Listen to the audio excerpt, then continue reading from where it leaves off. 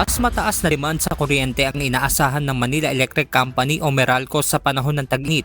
Ayon sa Meralco, titiyakin nila na may sapat silang supply ng kuryente sakaling ideklara na ng State Weather Station Pag-asa ang opisyal na panahon ng tag-init, kabilang sa kanilang ihahanda ang preventive maintenance para sa mga electric facility.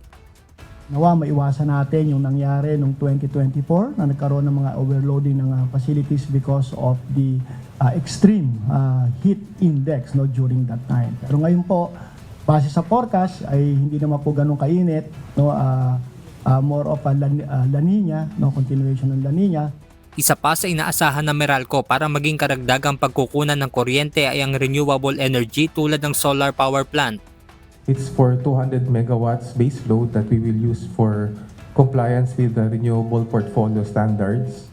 We're happy to report that we have many participants that indicated, many companies that indicated interest to participate, and will be having our pre-bid conference soon. So for the other CSPs, so we're still waiting for the certificates of compliance from the Department of Energy for 3 other CSPs.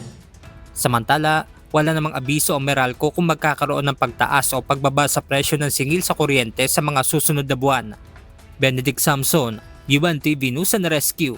Diyos ang aming sandigan, serbisyo publiko ang aming pinahahalagahan.